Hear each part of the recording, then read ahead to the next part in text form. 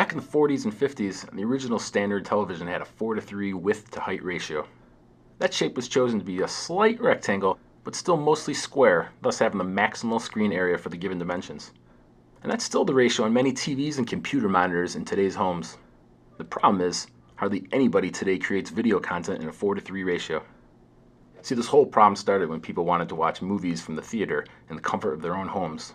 Movie screens are considerably larger than our home television, but more important, the screen is a completely different rectangle and can't mathematically fit on our TV screens without manipulation.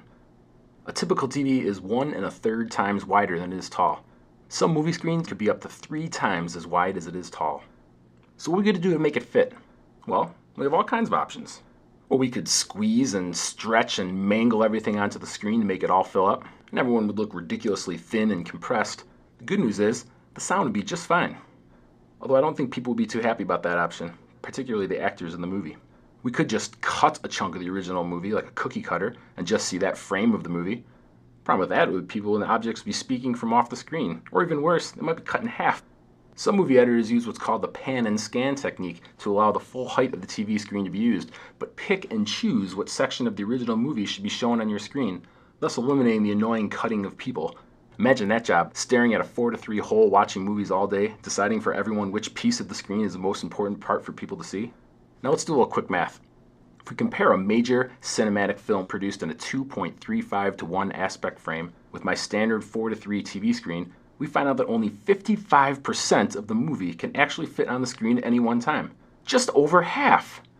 You've seen the disclaimer at the beginning of the movie on TV or DVD that says this film has been modified from its original format to fit on your TV screen. Well, what it should say is we are only displaying 55% of the movie of our choosing. Now for all the full screen TV lovers, this is your dilemma. Do you want to see all the movie, or is 55% good enough? How about new TVs? Around the start of the century, some widescreen TVs emerged in a 16:9 or 1.78 times wider than it is tall. Well, this screen fits a movie a little better, but still only shows 75% of the original movie at one time. Suppose someone made a TV for your living room that was actually 2.35 to 1 to show those full movies. Well, if the TV were the same height as most current 50-inch TVs, that TV would be close to 6 feet long. And on top of that, you'd only use the full screen when you watched movies. Most of the other content would have to be stretched or have empty space on the sides of the screen. Of course, there is one more option. We can just shrink the movie screen proportionally to fit the width of your home television. Now we can mathematically scale the original to fit exactly the width of the screen, and this will preserve the entire movie screen but show the infamous black bars along the top and bottom that so many television watchers abhor. Of course, now you can argue that we're only using 75% of that screen. And that is where the real question is. Do you want your full screen, or do you want to see the entire movie? Most likely, you just need a bigger TV.